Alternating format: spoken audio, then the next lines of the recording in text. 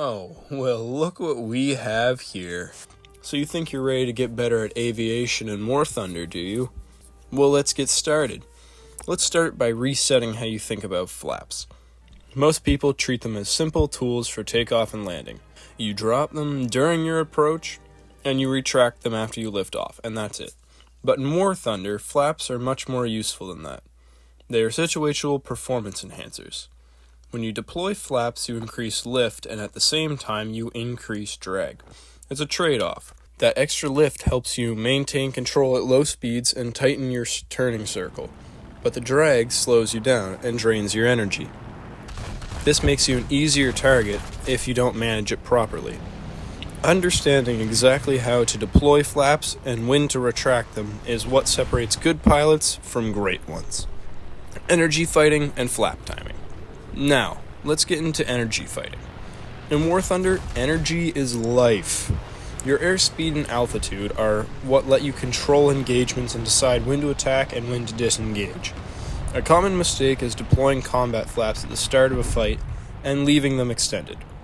Sure, your first turn feels tighter, but then you immediately lose all of your speed. That is a massive problem. If your opponent keeps their energy up, you're screwed. Here's a better approach. Use flaps selectively.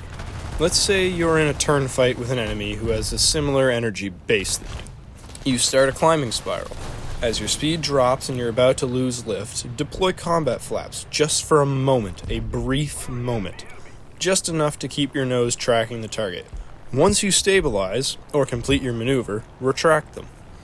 This allows you to lift benefit without staying in the drag-heavy state for too long.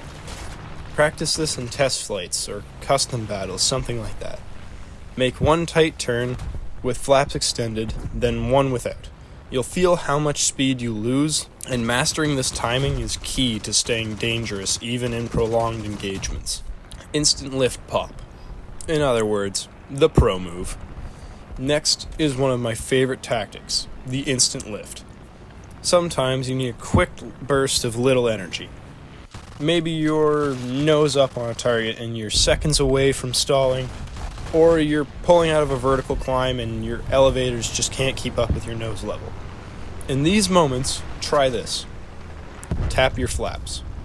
Deploy them just for a split second and then immediately retract them. That quick deploy gives your wings a momentary increase in lift, helping you recover control without committing to prolonged drag. It's almost like an emergency booster for your wings. This works especially well in vertical scissor fights, or when you're trying to get guns on a target that are too high for you. Make sure to practice this carefully. If you leave them extended even a second too long, you'll lose way more energy than you think you should. Defensive flap tactics. Flaps aren't just for offense, they're an excellent defensive tool as well, especially against players who love to overshoot. Imagine this scenario. You're in a shallow dive and an enemy is closing fast on your tail. You can see them lining up for the finishing shot. This is when you combine flap deployment with throttle control. Reduce your throttle sharply, sometimes even to zero, and deploy your combat or landing flaps, whichever you have. It varies from aircraft to aircraft. Your aircraft will decelerate rapidly and tighten its turn. Most opponents won't anticipate a sudden drop in speed and they'll fly right past you. This gives you the perfect moment to hone in for a kill shot. The moment they overshoot, retract your flaps, throttle back to full, and either extend away to recover speed or roll right behind them and finish them off. Avoiding flap damage. Let's talk about one of the biggest mistakes experienced players still make with flap damage. Every flap mode has a maximum deployment speed. Exceed it and you'll either rip them off instantly or severely damage your plane. For example, combat flaps can often deploy safely at 400 to 500 kilometers per hour, depending on the plane. But landing flaps might fail at speeds of only 250 kilometers per hour. If you're in a dive and you try to deploy flaps to recover too early, they'll snap clean off and you'll lose that extra lift that you need when you need it most. Solution: memorize your flap speed limits. Now I know what you're thinking. Man, that sounds complicated. Why would I ever do that? This is the advanced tips for a reason. You can find them in your stat card or testing it in custom battles. And here's a pro tip. Bind an instant flap retract to a hotkey. If you accidentally deploy at high speed, you can hit one key and save them before they fail. Flaps and high-speed compression recovery. Have you ever been in a high-speed dive where your controls compress and you can't pull up in time?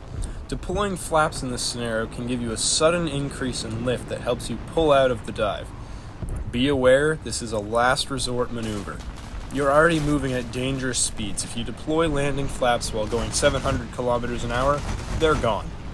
But sometimes it's better to sacrifice flaps than instantly pancake your plane into the ground.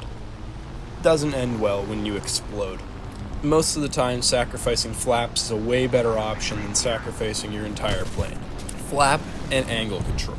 For those of you flying simulator battles, you have even more control. Many aircraft will allow you to adjust your flap angle incrementally. This means you're not locked into preset positions like combat or landing. You can fine-tune the exact angle to balance lift and drag. The benefit is huge. You can maintain optimal turn performance without committing to a full drag penalty.